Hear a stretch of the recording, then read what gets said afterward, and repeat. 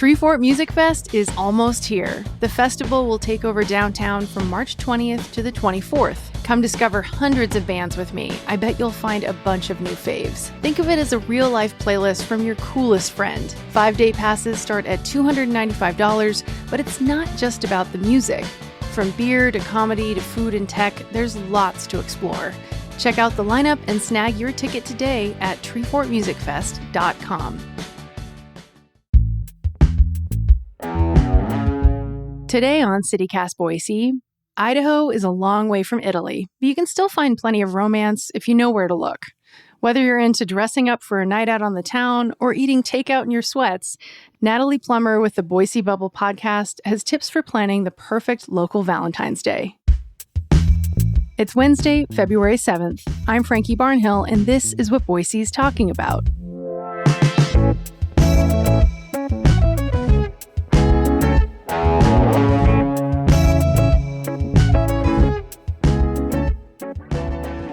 Natalie, it's so good to talk with you about Valentine's Day. Happy Valentine's Day, I guess. Happy Valentine's to you. I'm excited. This is a fun topic to talk about.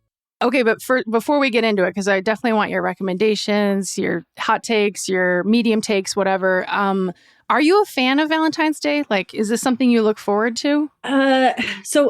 No, I will say no. I'm not a fan of Valentine's Day for a few reasons. I'm a fan of anything that brings people joy and like gets people excited. So for that, yes, it's great. For me personally, it's really close to Christmas, and there's a lot of pressure during that time, especially when you're in a relationship. Yep, and have kids, and yeah. Mm-hmm. Also, when you've been in a relationship for a long time, you have your anniversary, you have other things. So Valentine's Day is a little different, just for us. So I never think, oh yes, it's Valentine's Day. I think because we have other things in our relationship where we kind of focus the romance, but we do some fun traditions as a family. And for that, I actually really enjoy Valentine's Day. Do you and Shane celebrate where you're really working toward it? You're planning ahead, or are you more of like, I guess it's Valentine's Day this week. Let's think of something to do. How do you guys go about that? So we never go out on Valentine's Day itself, unless it's like a very specific event that's only happening that day. Like the Chateau des Fleurs did this like really beautiful thing a couple years ago. We wanted to go to that, so we did. Personally, I see Valentine's, just the week, is an invitation to, hey, let's do something fun just about us as a couple. And then that's what we usually do. And for our part, I almost always do that myself. I kind of say, hey, I want to do something for Valentine's Day, just because Shane does, our anniversary and things like that. Now we're in a relationship. We've been married almost 23 years and together for 25 years. So that's not going to be the same thing as a newlywed couple or someone just dating, where that kind of spiciness and that excitement that's who I think Valentine's Day is better for. I mean, I guess what you're speaking about a little bit is like expectations, and like if one person in the couple is more excited about Valentine's Day or is expecting something, but the other one isn't or doesn't know. I mean, how do you navigate that, or how do you think about that at this stage in your relationship and then looking back at previous years? Yeah, we talk about this a lot, is just expectations are so huge and so often neglected. So I think for Valentine's Day, figure out who Valentine's means something to. Like I have never in all my years heard a straight man say, I'm so excited for Valentine's Day. I can't wait to be spoiled on Valentine's Day. I've never heard that. Maybe there are some, but I've never heard that. I feel like Valentine's Day is often something that women are more excited about. And so I think as a couple, if you're going to do Valentine's Day, be excited about it, and be excited about it for the person who's excited. And then really focus on what does that partner want? And let's figure out the right move for a date night. Is it super important that it's on Valentine's Day? Is it super important that it's about dressing up? Or is it more about connection? Or is it about getting some action later? Right? Yeah. The priorities, and then be very, very clear on that. I just feel like there's a lot of arguments that happen about Valentine's Day because there's just this miscommunication with expectations. Yeah. It's like such a trope and such a stereotype, but like it's a stereotype for a reason, because it can be a very fraught thing if you don't know how to have those conversations or navigate it. I want to, okay, so we're talking about, the couple part of it, but as a mom, how do you navigate, childcare? Any thoughts on young families or young couple who might want to figure out how to go about this and needs to find childcare? I mean, it can get so expensive so fast. Oh, it's so expensive so fast. I'll say the first 10 years of having kids, we almost never went out ever because it was hard to find a babysitter. We didn't have any family. So, like, if you're looking around and you don't have a babysitter that you love, I know that Boise Bees is a local company that has they have a great babysitting option where you can find, pricing that works for you and kind of get that set up early. And babysitting is super expensive. So what I'd say is pick the days and the dates that are most important to you and like invest in that. Sometimes it's going to cost more money to go on a date. If Valentine's Day is that day, then just do that thing. And then, maybe go on much less expensive dates moving forward. That being said, even that isn't available to everyone. So how we did Valentine's Day for a long time when we were just a little bit more into it is we had what we call bed picnics. And basically we put our kids in front of their favorite show or whatever. And we're like, we were throwing like candy and popcorn, whatever, just stay here and watch TV. And we would go in our room and we would like put candles around and we would get takeout from like our very favorite place. And we were very intentional that we had this space that was separate from our kids, but they were fine. We could see them on the monitor. And we would try to spend just 2 hours really just talking, enjoying our food, not watching television. And it's just so much of that connection. It doesn't have to be somewhere else. And we spent years and years where those were our dates. And I didn't like get dressed up, but I put makeup on. I usually had something cute on under my clothes for later. Yeah. Like it was more about the investment in each other. And then really we splurged on like our very favorite restaurant and, we brought it in and that was just the time of, a good decade of our life. That's just how we had to do our romance and it worked out great. Oh, I love that. Okay, so let's dive into, let's say, for maybe a younger couple who doesn't have to worry about the childcare piece or has that figured out, but still are kind of trying to be on a reasonable budget, but still want to do something out in the town. Where would you recommend people think about, or how should they construct their night if they're going to do this on an evening? Yeah, so if you're looking for on a budget, I think you can still go pretty much everywhere you want to go. You just might not do the whole experience. So figure out, again, for expectations, is ambiance the most important thing? And if it is it okay if it's just drinks and appetizers? You could go to Percy's, you could go to the Lively, go down into on the first floor to the bar area, get drinks. You could do a happy hour at some place. And then you're still really having that opportunity to dress up, to have that moment, but you're not going to need to do like the 5 course. And you could avoid potentially reservation problems there too if you're going into the bar, although be aware that there'll be other people who are trying this as well. Yeah, especially if you on, again, actual Valentine's Day. Yeah. One place that is fun is like the Wilder. Everyone always talks about the Wilder. It's beautiful, but honestly, it's there's pizza. Like you can get some lesser priced food there. The same with, I love Bardenay. I love the food at Bardenay, but it's a little like price wise, it's a little bit less than some of the other places. And also I love wine tasting. People forget, I think, how many really great tasting rooms we have. And it really can be quite a long experience. And price wise, it's going to be a lot less. You can buy a charcuterie and you're getting that same kind of experience for less. You can go, so Kat just opened House of Wine in downtown Boise, and their tastings are so much fun. And that's more of an experience date. And then you could go and grab something lesser priced for dinner if you'd want. So Rolling Hills tasting room is beautiful. Proletariat is brand new, and that is just a really cool place to hang out. I just went there with a girlfriend, ordered like one of their charcuteries, and I think we were there for like 3 hours. Are both of those in Garden City, or is it just Rolling Hills is in Garden City? Do you know? Yeah, Proletariat's in Garden City too. Mm-hmm. Yeah. Great ideas. And like you could even do just dessert out if you wanted to, or something like that. Pick a spot But before I forget, I wanted to mention if we're going for less expensive, Acero.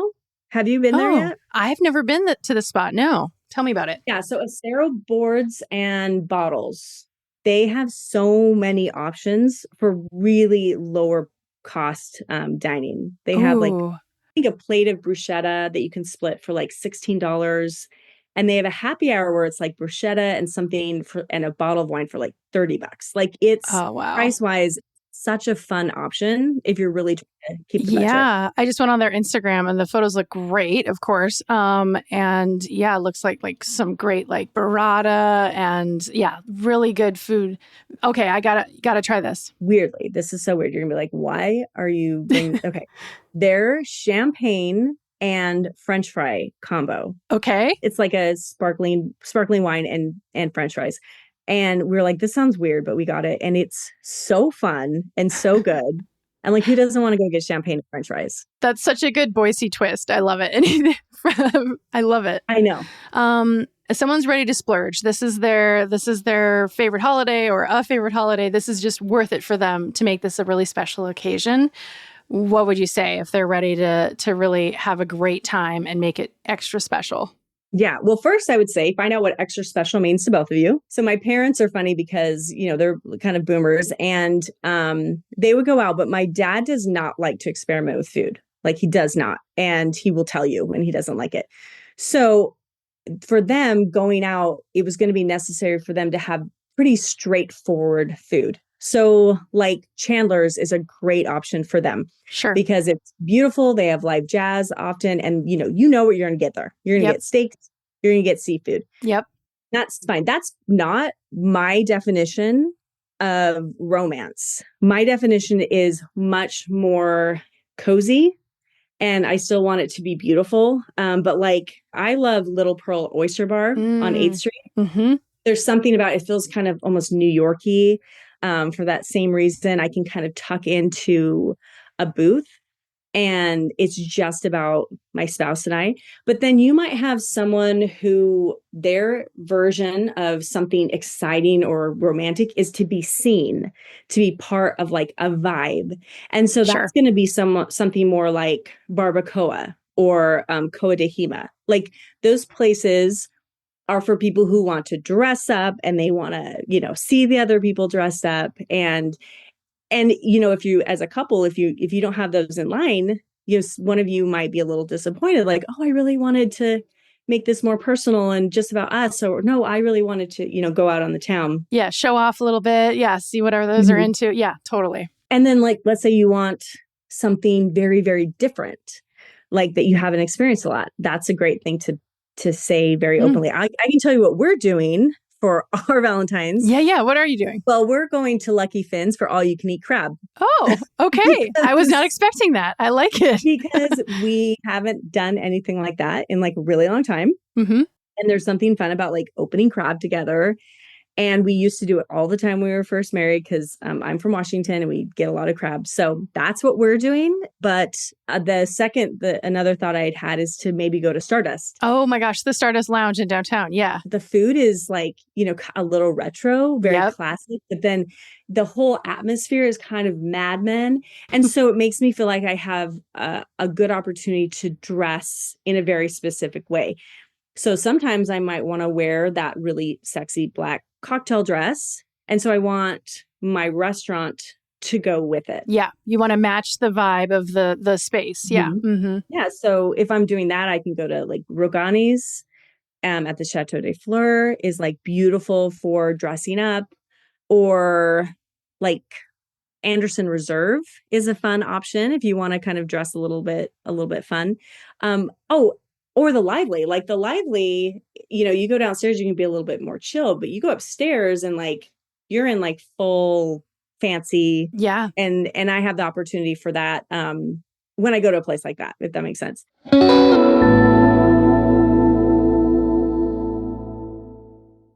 Shipping can make or break a sale, so optimize how you ship your orders with ShipStation. They make it easy to automate and manage orders no matter how big your business grows. And they might even be able to help reduce shipping and warehouse costs. So optimize and keep up your momentum for growth with ShipStation. Sign up for your free 60-day trial now at ShipStation.com and use the code POD. That's ShipStation.com with the code POD.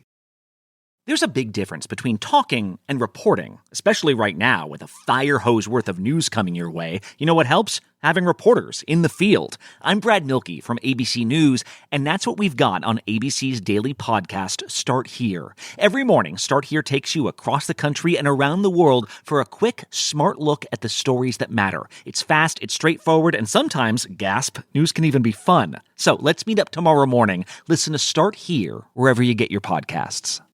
Let's pivot away from the romantic a little bit to the friend part of it. And maybe let's talk about Galentine's specifically. Do you usually do a Galentine's Day thing? I usually get invited to a Galentine's thing. And usually I'll end up going to one, at least for brunch. And then somebody usually has like a little cocktail party or something. And honestly, I like Galentine's better than Valentine's. Just because like, I wish we would just change to Galentine's because there's so many opportunities for couples. But when are we just celebrating girl friendship? Yeah. You know, that part, I love Galentine's. Oh, I gotta say, I've had some really good Galentine's Day brunches in Boise, and probably more important to me. Sorry, people who I've dated or the guy I married who's great at planning things. But honestly, a Galentine's Day, probably like circa 2017 at Red Feather, I'll never forget it. It was so much fun. I always recommend Snake River wine tours if you're really wanting to kind of more of an expansive date. And that's also hugely fun for a Galentine's. I mean, maybe my ultimate tip for a Galentine's is to do a Snake River wine tour. They focus down like in the Caldwell area for that area, but I absolutely love them. And they do tours throughout the year, like in the winter and everything? Oh yeah, they do it all throughout the year. They've won it's great. #1 wine tour in the United States from USA Today like two years in a row. Like #1. They're incredible. So good. Okay, let's step outside of the Treasure Valley, the Boise area a little bit. If you were to plan like a getaway, maybe, where are you going? Where are you exploring? What can people do? So there's a little tiny place in Idaho City, and I haven't stayed yet, but it's just this resort of tiny homes.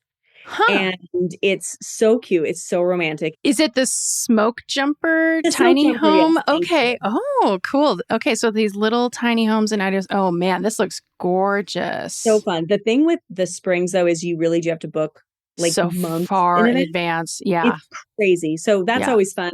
But I like that place for romance is that they have the private tubs that they,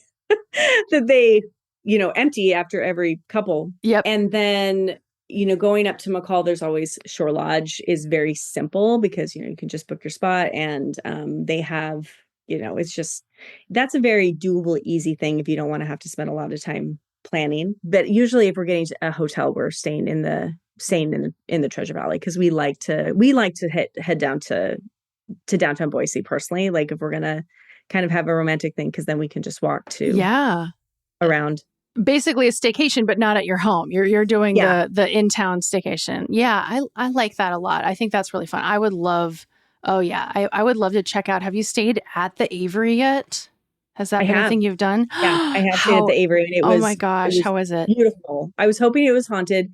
I did not see any of that. So unfortunately, but so we stayed at the Avery and had dinner there. And the big clawfoot tub. I don't know if they have that in every room. They have it in ours. It was very, very romantic. And then right next door, pop over and then go. So we could have dinner there. And then we popped over to House of Wine to do a tasting. Then you can walk right down and do dessert at Stardust. Nice. Okay. What about gift giving? We mostly been talking about experiences and going out together, spending time together. What about the person whose love language is gift giving? Any local spots you would think about for that? So it depends on, like, I think we all think jewelry. If you're getting for, a female. So if your budget's a little higher, I like to go to the Diamond Girls in Boise. It's all locally owned and amazing women.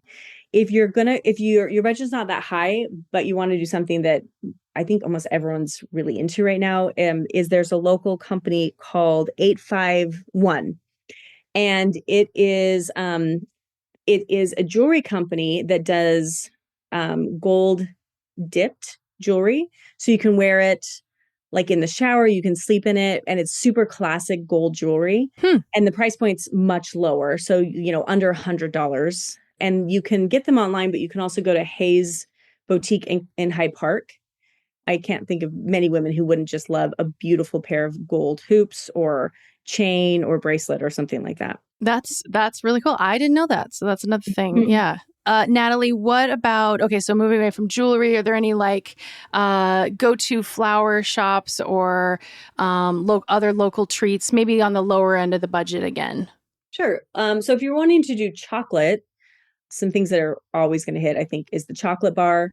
And they have that in downtown Boise and in Eagle. You can go and get a box. You can also go in Eagle. They have gelato, which is another really fun date idea, is to go down there. So, and then there's Truffles, etc. in Meridian has wonderful chocolates. So if you're going that route, for florists, so I love Wildflower in Hyde Park. Absolutely. Oh my gosh, stunning. yes. Especially Yes. if you're like wanting more like whimsical boho. And that's another thing, is like everyone's flower choices are so Sure. different. Some people are fine with like a bouquet from Costco, which is great. No hate on that. Yeah. Yeah, like, which is great. And then some people, it's like they want something super different. I will say I worked as a florist for a few years, and Valentine's Day is super, super stressful. Oh for my God. florists. I bet. You have to imagine everything's coming on the same day. So you need to give them ample time, because they will book up very quickly. And to realize that Valentine's Day is not a last minute thing, again, because it's just on this one day.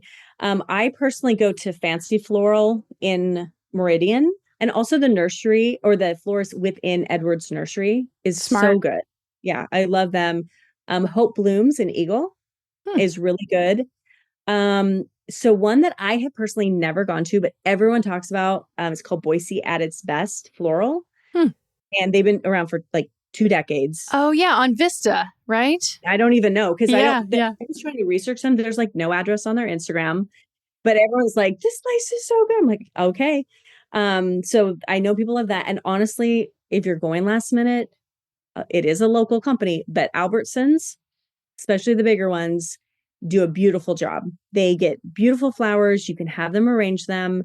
So if you haven't had a lot of forethought, Albertsons is great. You can get some chocolate there. Okay, so let's pull back a little bit. Is Boise a romantic city? Like, are we romantic? Can we become more romantic? What do you think? I guess it depends on what romance means. I think it would be nice to have a lot of options, which it does seem like nowadays there are a lot of options to decide what what romance means to you. As you've just run down, I mean, there's the budget options, there's the bougier options, there's the more intimate things, there's the we're out on the town. But yeah, I feel like Boise's still a little bit like maybe doesn't really throw itself into the romance as much as it could, as much as other cities perhaps have. Like, certainly, like if you think about like any European city for the most part, to say the least. For sure. Oh yeah. I mean, we're Boise, Idaho. Yeah. We got to be real. Yeah. Yeah. So I think it's like on my end, yeah, it's really romantic, because I also look for it. Yeah, you seek it out. I think there's some cities where it's like every step is romance. The first time I went to Rome, I was like, what is this place? Where am I? And I think for Boise, you have to look for it. So like for me, I like going to downtown Boise more than I like eating dinner in some other places, just because it does feel romantic and kind of beautiful. I know what's romantic for me. I like to go to Thick of Thieves because it's dark and it's moody and it feels romantic for me. But that's not an obvious thing that's just thrown in everyone's face. If you go, like, we haven't really talked about bars at all, right? But like, we have a lot of like kind of romantic options to, if you do search it out. Like, I love Ampersand, that's inside Art House. Gatsby is so fun because you're walking in, it's like you're walking into, another world. So I think that Boise has a whole lot if you're expecting it to be in comparison to some of those other cities. But we definitely are moving that direction quickly, I think. Yeah. It feels like there's more options than there was even 5 years ago to find it if you want it, if you're seeking it out. So much. Yeah. Mm-hmm. Okay. Well, any final tips or tricks for people who are navigating Valentine's and figuring out what they should do and what they want to do with their partner? I think to just remember that like the point of being a couple and or dating or whatever is to enjoy each other. And so like whatever it ends up being, even if you didn't get reservations where you want to and you're just like down at Wild Child getting a burger, whatever that thing is, it doesn't matter quite as much as how amazing the food was. It's still a memorable, sweet thing. Our favorite Valentine's Day we ever had was at the crappiest Chinese restaurant we've ever been at, but the playlist was so good. We were just like writing it all down. We were laughing. We were just so connected. And I don't think I've ever had a better Valentine's Day from that. And seriously, sweats in a Chinese restaurant. It's just because it was about who we were as a couple. Yeah. Yeah. Well, here's to another great Valentine's Day. And thank you so much, Natalie, for all your insight. We have so many tips now. Thank you. Awesome. It's been so fun talking with you, and happy Valentine's Day or happy Galentine's Day.